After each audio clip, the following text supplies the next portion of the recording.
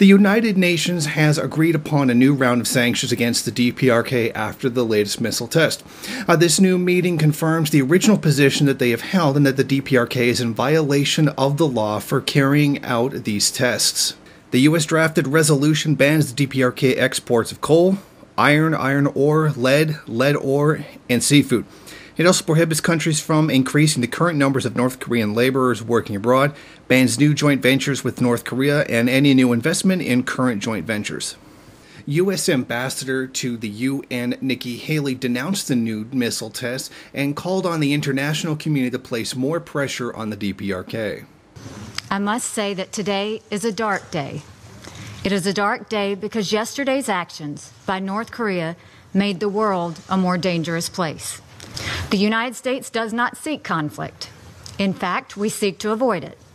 We seek only the peaceful denuclearization of the Korean Peninsula and an end to the threatening actions by North Korea. In the coming days, we will bring before the Security Council a resolution that raises the international response in a way that is proportionate to North Korea's new escalation. I will not detail the resolution here today, but the options are all known to us. The UK Ambassador Matthew Rycroft had a similar sentiment.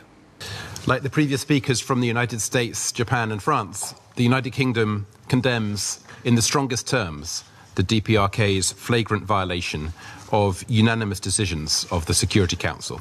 With this launch of an intercontinental ballistic missile, the Council should note that the DPRK clearly intends to threaten directly an ever greater number of states and indirectly the whole world.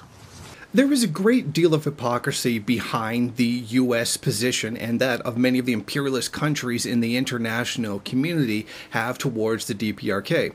These are countries that already possess nuclear weapons and see fit to try to prevent anyone else who doesn't have them from having them as well. Essentially, they want to have the super weapon that would make it impossible for other people to defend themselves from them. I mean, this is not a promotion of peace whatsoever. The DPRK certainly has something very serious to fear from both the US and the UK, who have been long-standing enemies against the country. The DPRK is doing whatever it needs to do in order to prepare some kind of method of defense for itself against these imperialist powers. And yet we see these same imperialist powers using an international regulatory body such as the UN to try to prevent them from building that. Now, both countries say that they want a path of peace with the DPRK, yet they have done nothing but carry out hostilities against the country since the end and during the Korean War.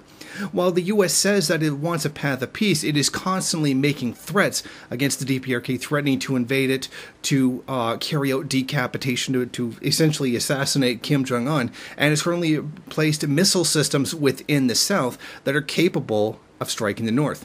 This claim that the US and the UK want peace with the DPRK is absolutely nonsense. Imperialist countries have never lived in peace with its neighbors and are constantly seeking to build even greater empires across the entire world.